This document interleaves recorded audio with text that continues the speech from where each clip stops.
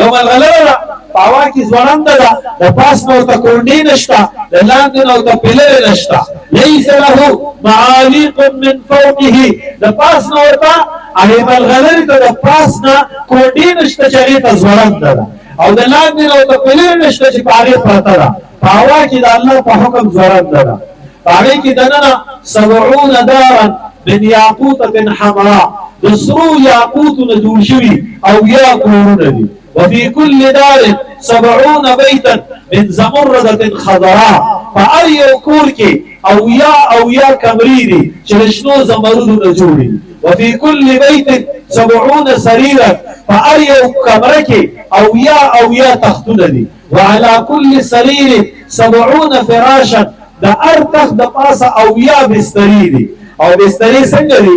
یو بسترا اوږده یا پلنه څومره ده د دې پته نه لګي خو ډبله دومره ده پیغمبر علیه السلام فرمایي د جنت د بسترې د دې بل سر نه چې کاڼې راوغورځي او لاندې سر ته رارسي نو 40 کاڼه پکې تېرېږي دومره صرف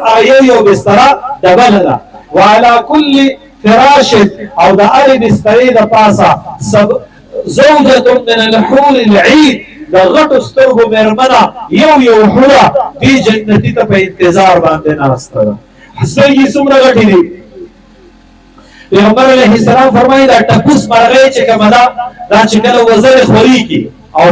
پر وهي او وزرې خوري کی نو په پاکستان کې واړه ټپوسان غټ ټپوسان په کینیا کې دي کینیا کې ځنګلونه دي غټ په هغه کې غټ ټپوسان دي زموږ استاد ویل زه تبلیغ کې تلم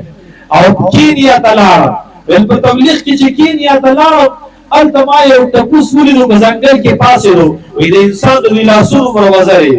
او پیغمبر علیه السلام فرمایي د ټپوس د وزرو د دې یو سر نه د دې بل سر پورې چې څونه فاصله ده دومره د جنت د حور د دې سترګو د باڼو دا یو باڼه دومره غټ او دومره اوږد دی نو چې دومره باڼه شي د هغې په منځ کې به دا سترګه څومره غټی سپینې تک سپین او تورې تک تور او په دې سپین کې واړه نري سره رګونه چې هغه د سترګو ښایست یو په دوه کوي د هغې ښایستو سترګو د غټو سترګو مېرمنې 2 کروڑه ځکه 80 کورونه دي په هر کور کې 80 کمرې دي 4900 کمرې شوي په هر کمره کې 80 تختونه دي 3 لکه او 300 تختونه دي په هر تخت 80 بسترې دي نو 2 کروڑه او 40 لکه او 10 بسترې دي او دا 80 چې کوم دي کنه 80 نو د دې معنی د ډېرو ده نو کېدای شي 80 نه ډېر بیا به د دې هم ډېر شي دا خو فکس 80 چې والي نو په یو ملغلره کې دننه 2 کروڑه 40 لکه او 10 بسترې او په هر بسترې یو حوره ده او په دې حدیث کې سره دا نشته بل حدیث مبارک کې سره دا دي چې د هر بسترې سره په خوا کې او یا دسترخوانونه دي او په هر دسترخوان او یا پلیټونه دي او په هر پلیټ کې بل قسم خوراک پروت دی دا الله پاک د قرآن پاک د خادمانو او د خادماتو